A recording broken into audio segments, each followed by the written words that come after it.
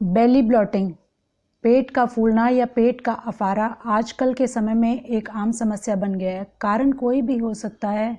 भोजन का सही समय पर ना करना, भोजन हमारा ठीक से ना पचना, सही तरीके से भोजन का ना करना, जल्दी जल्दी भोजन करना, रात्रि में देर तक जागना, देर रात भोजन करना, मैदे वाली चीज़ों का ज़्यादा सेवन करना, ठंडी चीज़ों का ज़्यादा खाना। तो कारण किसी भी तरह से हो सकता है। The main cause of the bloating is undigested food. जब हमारे डाइजेस्टिव ट्रैक्ट में एक गैस का गोला बन जाता है या गैस अकमुलेट हो जाती है, तो नाभि से ऊपर के हिस्से में वायु का प्रकोप बढ़ने से धीरे धीरे वो वायु हमारी चेस्ट तक और चेस्ट से हमारे ब्रेन तक आ जाती है, जिससे सिर में एक भारीपन आ जाता है और नोज़िया जैसी फीलिंग होती है, वॉमिटिंग जैसी फीलिंग होती है। तो इस तरह से ब्लोटिंग की समस्या एक आम समस्या हो गई है बिकॉज ऑफ अनडाइजेस्टेड फूड। तो थोड़ा सा हम लाइफस्टाइल को चेंज करके, थोड़े से टिप्स को फॉलो करके, एक दो आसन और क्रिया करके हम इस प्रॉब्लम से छुटकारा पा सकते हैं। तो सबसे पहले बात करते हैं हम टिप्स की। सुबह उठकर सबसे पहले आप गर्म पानी अवश्य पिए। Make it a rule in your life कि उठते ही सबसे पहले आपने गर्म पानी का सेवन करना है। 2 या 3 ग्लास सिप सिप करके पानी पिए। साथ में आप आंवला का सेवन कर सकते हैं, आंवला चूर्ण ले सकते हैं। फ्रेश आंवला मार्केट में अवेलेबल है, फ्रेश आंवला खा सकते हैं। उसके साथ ही आप खाने का समय निश्चित करें, कम से कम रात्रि का समय जो है, रात्रि के भोजन का समय 7:30 से 8 बजे के बीच में आप खाना अवश्य खा लें। और भोजन के बाद पानी बिल्कुल ना पिएं, कम से कम 40 मिनट 1 घंटा तक पानी बिल्कुल ना पिएं। और अगर उसके बाद पानी पीते तो थोड़ा सा गर्म पानी पिएं तो और भी ज़्यादा लाभ मिलेगा। इससे हमारा फूड डाइजेस्ट होने में ईजी रहेगा। ठंडी चीज़ें ना खाएं, मैदे वाली चीज़ों को अवॉइड करें, फाइब्रस फूड खाएं। और एक चीज़ और कर सकते हैं आप, take a pinch of ginger with black salt before your मील।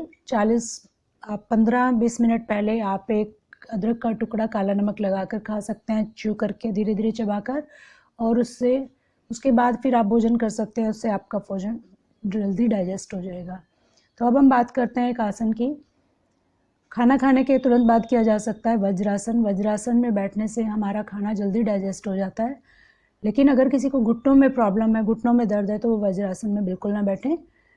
पूरी प्रिकॉशंस के साथ करें। आप कोई भी आसन करते हैं। एक क्रिया करेंगे हम, कपालभाति क्रिया, अग्निसार क्रिया, जो भोजन को डाइजेस्ट करने में काफ़ी हेल्पफुल है। तो सबसे पहले बात करते हैं वज्रासन की। वज्रासन के लिए हम घुटनों को फोल्ड करेंगे और अपने पैरों का एक कुशन बना लेंगे।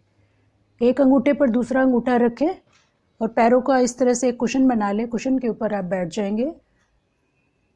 5 से 10 मिनट तक खाने के बाद आप इस पोजीशन में बैठें, तो जिससे आपका खाना एकदम से डाइजेस्ट हो जाता है। अगर और भी ज़्यादा प्रॉब्लम है आपको, तो आप एक काम कर सकते हैं, इंडेक्स फिंगर को अपनी अंगूठे की जड़ में लगा सकते हैं। ये वायु मुद्रा है, जिससे वायु आपकी जल्दी रिलीज़ हो जाती है पेट से। इस तरह से आप दोनों हाथों में वायु मुद्रा लगाकर वज्रासन में बैठ सकते हैं 5 से 10 मिनट तक। तो डेली करें खाने के बाद, तो आपको काफ़ी लाभ मिलेगा। घुटनों में प्रॉब्लम है तो वज्रासन बिल्कुल अवॉइड करें। इसके साथ हम एक क्रिया करेंगे, कपालभाति क्रिया। कपालभाति क्रिया आप हमेशा खाली पेट से ही करेंगे। 4 से 5 घंटे का गैप कम से कम खाने में आपका होना चाहिए। सुबह के समय कर सकते हैं, खाली पेट कर सकते हैं, शाम को भी कर सकते हैं, लेकिन कम से कम 4 घंटे पहले खाना खाया हो। ये कपालभाति क्रिया से हम सारे टॉक्सिन्स को बाहर निकाल कर फेंक सकते हैं। This is a breathing technique of exhalation only. श्वास को फोर्सफुली बाहर निकालेंगे। सुखासन में बैठ जाएंगे, कमर गर्दन को सीधे रखते हुए, आंखें कोमलता से बंद। फोर्सफुली श्वास को बाहर निकालें।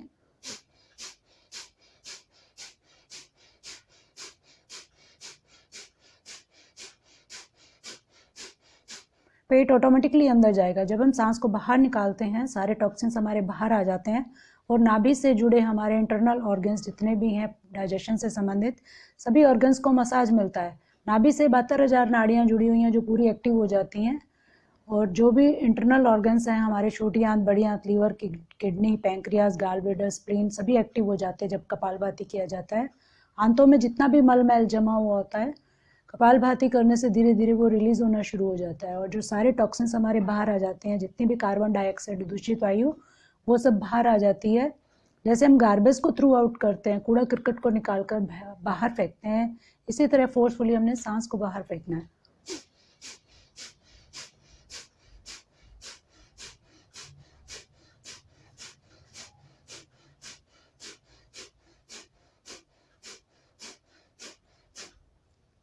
जब पूरे सांस को बाहर निकाला जाता है उसके बाद जो सांस अंदर जाती है उससे भरपूर मात्रा में ऑक्सीजन हमारे लंग्स में प्रवेश करती है, जो हमारे डाइजेशन सिस्टम को इम्प्रूव करती है, डाइजेस्टिव सिस्टम को एक्टिवेट करती है।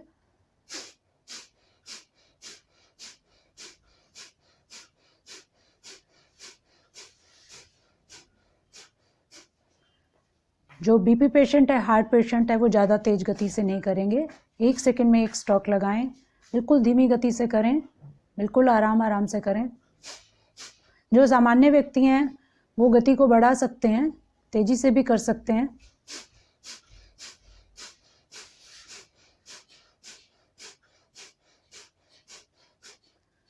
कपालभाति हमारे पेट को बिल्कुल स्वस्थ रखता है। 80 से 90% रोग हमारे पेट से होते हैं। अगर पेट स्वस्थ नहीं है, कॉन्स्टिपेशन की प्रॉब्लम है, एसिडिटी की प्रॉब्लम है, तो कपालभाति करते रहें डेली, पेट बिल्कुल स्वस्थ हो जाता है।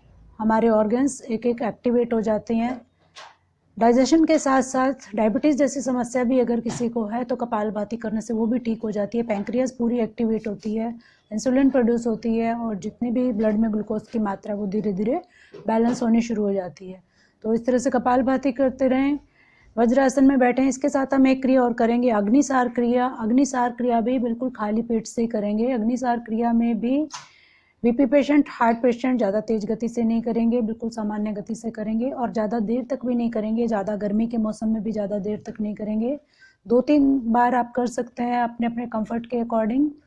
इसमें पूरा श्वास भरेंगे, एक ही झटके में सांस को बाहर निकाल दें और खाली पेट से ही हम नाभि को अंदर बाहर स्ट्रोक लगाएंगे।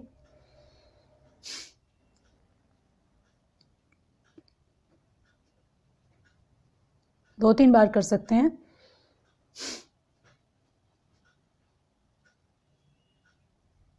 इसमें हमने सांस को बाहर नहीं फेंकना। सांस एक बार बाहर निकाल चुके हैं हम, खाली पेट से स्ट्रोक लगाएंगे।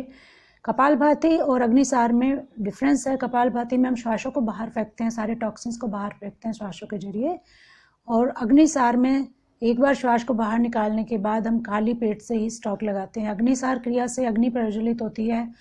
जितना भी हमारी आंतों में मल मैल जमा होता है वो ऐसा माना जाता है कि वो अग्नि में भस्म हो जाता है और हमारी आंतें बिल्कुल क्लियर हो जाती है। डाइजेशन हमारा बिल्कुल इम्प्रूव हो जाता है, पेट बिल्कुल स्वस्थ हो जाता है। इस तरह से 2 क्रियाएं करें आप, अग्निसार और कपालभाति, और साथ में वज्रासन में बैठें। खान पान को अपना सही ढंग से रखें, रात का भोजन जल्दी करें, गर्म पानी अवश्य पिएं, खाली पेट पानी पिएं। इस तरह के टिप्स फॉलो करके आपके थोड़ा सा लाइफस्टाइल में चेंज करके आप इस प्रॉब्लम से बच सकते हैं। धन्यवाद सभी का, फिर मिलते हैं।